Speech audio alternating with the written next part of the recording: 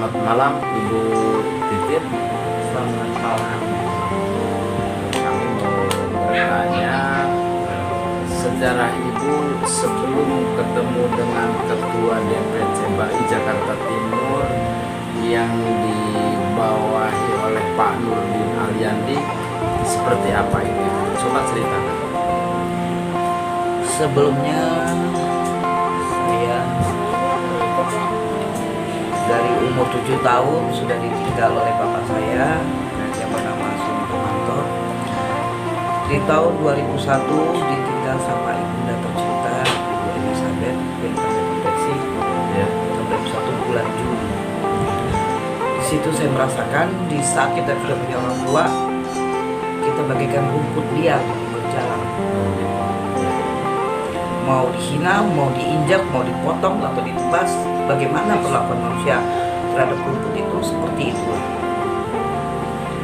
Terus sejarah Ibu, katanya Ibu sempat bermain di perfilman. Di saat tahun berapa itu Ibu menjalankan seperti itu? Saya di film waktu itu umur sekitar 15 tahun Ya. sama umur 16 tahun main di layar lebar, karena dulu dunia persinetronan belum ada, baru ada sandiwara televisi. Setelah itu saya masuk lagi ke dunia film di tahun 2001 setelah mama tidak ada. Lah terus pencarian hidup Ibu, dan Ibu mungkin konon katanya mencari Ketua DPC Jakarta Timur, Pak adiknya Ketua DPC Jakarta Timur Pak Nurdin Aliandi, itu seperti apa sampai bisa bertemu dengan adiknya Ibu yaitu Pak Nurdin Aliandi? Itu coba ceritakan sama Ibu seperti apa itu. Saya mendapatkan amanah itu di saat saya menjadi supervisor di PT Ardika Mulia Tama yang bergerak dalam dunia saham, Oke. stock exchange itu di Harimu. Di situ saya masih tidak yakin karena mungkin masih muda. Sampai saya kerja di Kelapa Gading menjadi kepala keuangan di salah satu salon ternama saat itu. Di kala itu Ibu usia umur berapa waktu itu? Umur 20-an Pak. 20 tahunan. Iya, saat itu. Sampai saya didesak lagi di umur 30-an, itu semakin di telinga saya semakin kuat. Ya. Sampai saya sendiri bingung, saya tidak tahu mukanya seperti apa, namanya siapa, dan alamatnya di mana, Ya. jenis kelaminnya apa. Cuma dibilang ada adik titisan. Ini suatu pekerjaan yang nggak gampang. Dari tanah lulusan, titisan dari Itu yang Tanah disebut Dayak. titisan itu titisan apa, Bu? Titisan dari Tanah Dayak. Oh, dari tanah Dari Dayak. Kalimantan. Dari suku Ibu itu ya? Iya, Dayak. benar. Dayak apa itu namanya? Dayak Minua. Lalu Saat itu saya sempat putus asa. Itu satu hal yang nggak mungkin. Di saat menginjak usia hampir 45-an, ya, saya sudah mulai pengobatan alternatif paranormal, iya, paranormal sampai ya. saya bisa jadi tukang ramal, Iya. kayak kartu tarot. Betul, betul. Semakin saya bergelut, saya merasa semakin dekat dengan dia, Iya. dengan adik saya. Iya. Tapi saya masih mencari sosok mukanya seperti apa. Apa? Saya bertanya. Dan dikatakan, bagaimana kamu lihat muka kamu di kaca? Kamu lihat ujung mata kamu, garisnya ini. Begitu kamu lihat, itulah dia sama. Dan kamu lihat kulit badan kamu, tubuh kamu. Ada bintik-bintik, dia pun begitu. Itu Oke. saya lihat. Setelah itu di tahun 2020, Ya. bulan Oktober, saya bertemu di kantor BAI DPC Jakarta Timur. Saat itu saya mendampingi salah satu rekan. Izin Ibu, Rekan-rekan. kisah cerita ketemu itu diperkenalkan dengan siapa atau dipertemukan dengan siapa Ibu? Dengan Pak Nurdin Aliandi yang sebagai adiknya Ibu yang dicari selama 32 tahun. Saat itu saya pulang dari Senayan City mendampingi Bapak Dian Wibowo SH yang saat ini menjadi Kabid Hukum dan HAM di BAI DPC Jakarta Timur. Oh iya iya. Dia menawarkan apakah mau ikut ke kantor BAI DPC Jakarta Timur. Saya bilang mau, tapi dia sempat merasakan takut, tidak jadi mau bawa saya. Dia sudah sampai depan pagar kontrakan saya. Saya bilang saya tidak mau pulang. Saya diamanatkan malam ini harus pergi ke sana. Nanti suami kamu marah atau tidak? Saya bilang harus tidak. Bertemu berarti dengan Ketua DPC BAI Jakarta Timur. Saya bilang saya tidak akan berantem dan dia tidak akan berani marah karena malam ini ada sesuatu yang harus saya tunaikan. Apa itu saya tidak tahu. Cuma saat itu saya tidak utarakan. Saya simpan di dalam hati, tapi tanda masih tanya tetap. berarti ya. Tanda tanyanya tetap ada. Oke. Sampai di kantor saya disambut baik dengan ramah tamah yang luar biasa. Saat itu saya disuguhkan kopi oleh Kabid OKK Bapak Saifuddin dan duduk di ruangan Ketua BAI DPC Jakarta Timur. Dia menatap saya dan saya menatap dia. Izin, bagaimana perasaan Ibu Titin Sony setelah bertatap muka dengan Pak Nurdin Aliandi sebagai Ketua DPC Jakarta Timur di saat itu? Di saat saya menatap mata dia, muka dia saya koknya itu aku perhatikan sesuai petunjuk kulit. Yang 32 tahun lalu itu? Kulitnya saya lihat mirip, bintik-bintik persis. Saya lihat ujung matanya sipit, padahal dia bukan turunan Cina atau Kalimantan, tapi kok ini. Semakin saya berpikir mengarah ke situ, dia semakin menatap saya. Tiba-tiba di telinga aku berbicara, ini adikmu. Itu ada wansit lah ke telinga Ibu itu. Ada satu yang saya tidak bisa lupa, akan saya kenang sampai masuk ke lubang kubur. Apa itu Bu? Malam itu jam 11, dia itu merasa tidak bisa tidur. Dia telepon saya. Siapa itu yang tidak bisa Ketua tidur? BAI DPC Jakarta Timur Nurdin Aliandi, anak Pelabuhan Ratu. Dia bilang, Unai, bahasa kami Kalimantan, Unai dalam dekat. Unai udah tidur? Saya bilang, belum Ketua. Kamu sudah makan? Alhamdulillah belum. Belum makan sore. Makan terakhir kemarin siang. Itu jawab saya. Dia marah. Buat apa kamu cari saya sekian puluh tahun kalau kamu lapar tidak bertelepon? Saya masih ada rasa asing saat itu. Karena kenapa? Masih rasa minder mungkin ya? Bukan minder, asing. Karena baru ketemu 3 hari. 3 hari persis. Kita di Bandung.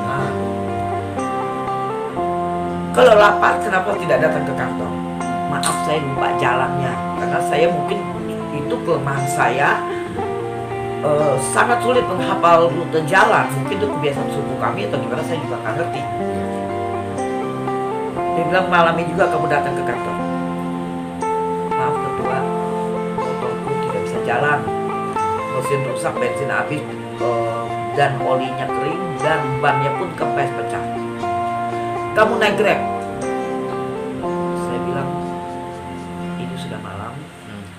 Sebagai seorang istri juga kurang bagus punya suami malam-malam gentayangan. Biar saya bertahan aja, saya masih kuat. Besok aja. Di situ adik saya Nurdin menangis untuk saya pertama kali. Terus utarakan. Sekian puluh tahun saya dari kecil saya mencari kakak saya, Unai saya. Saat ini saya ketemu dan saya makan kenyang, saya punya uang, saya punya rokok, tapi adik ini kenyang dengan posisi menahan air mata. Saya tidak bisa telan karena ternyata kakak saya seharian tidak makan. Itu ucapan dari Ketua DPC Jakarta Timur. Lanjut, gimana? Terus saya bilang, don't worry about it. This is not for choice the life, but this is choice from the God. Itu perkataan Tuhan. Dia menangis malam itu. Saya menghibur dia walaupun saya udah menahan air mata ya. Sekian banyak orang yang selama ini dekat sama saya. Di saat saya ada, saya anggap so sorry man, maaf semuanya. Aku anggap, aku bisa menilai ternyata kalian dekat sama saya ada maunya. Iya. Di sana aku kadar Di emasnya sana lagi nggak ada bagus. itu menjauh berarti ya Bu, artinya itu. Exactly. Di situ saya janji besok saya akan datang ya. Sudah jam 9 saya tunggu. Saya datang jam 9 pagi. Dan saat itu masih ada office boy yang lama. Dia yang turun bayar itu Grab karena memang saya 1000, jangankan 1000 perak, 100 perak pun saya tidak punya. Saya datang di situ dan Bapak Kabit OKK memberikan saya sebungkus nasi. Bapak Kabit OKK Bapak Saifuddin memberikan saya nasi dan membawakan saya kopi 1 gelas serta rokok 1 bungkus. Luar biasa, puji Tuhan. Dengan mulut yang asam saya bisa merokok. Dan sambutan dari Ketua DPC Jakarta Timur dengan menahan air mata, dia menangis pagi itu. Ini kakak saya kenapa bisa kelaparan. Jangan menjadikan saya sebagai adik yang durhaka, tidak memperhatikan seorang kakak. Saya berpikir ini bukan pilihan kita, tapi ini adalah jalan yang harus kita tempuh dan harus kita lewati. Oke. Dan saat itu Bapak Sarifuddin Kabit OKK DPC Jakarta Timur bilang, ibu makan dulu, nanti masuk angin. Nah, setelah ketemu di saat itu, apa yang diberikan oleh Pak Nurdin Aliani sebagai Ketua DPC? Dia membentuk kepada pribadi saya. kakaknya? Dia membentuk pribadi saya. Semua. Dia membentuk pribadi saya. Dia membentuk diri saya. Dia membentuk jati diri saya. Dia membentuk saya dengan penuh kasih sayang. Walaupun terkadang saya suka adu argumen dengan kekerasan, karena ternyata yang luar biasa membuat saya lebih yakin dia satu sifat kerasnya dengan saya. Bukan Satu tegas sifat mungkin, tegasnya, ya. kerasnya, tegasnya, kebaikan hatinya, suka nolong orang, seperti itu sama. Dan dia pun mengalami hal yang 80% ceritanya dia itu hampir sama dengan saya. Nyebrang pulau, pontang-panting ke pulau apa, desa apa, ke gunung mana. Saya pun sampai ke Gunung Tandike Padang yang digempa, dihajar dengan 9,3. Saya pun pergi sebelum saya berangkat. Unai, kakakku berangkat. Kamu yakin? Saya yakin. Kalau dia sudah bertanya itu dan saya bilang saya siap, itu yang berangkat adalah tubuh saya, tapi dirinya dia ada di dalam hati saya dan ada di samping saya. Kelebihannya apa itu Ibu? Dasarnya? Saya rasa apabila setiap manusia memberikan tulus, ya, tulus itu akan mewakili segala-galanya, dan percaya sama agama yang kita anut, ya. Takwa itu agamais. Jadi agama bukan menjadikan suatu hiasan. Dasarnya Ibu mendapat ketulusan dari Ketua DPC Jakarta Timur apa?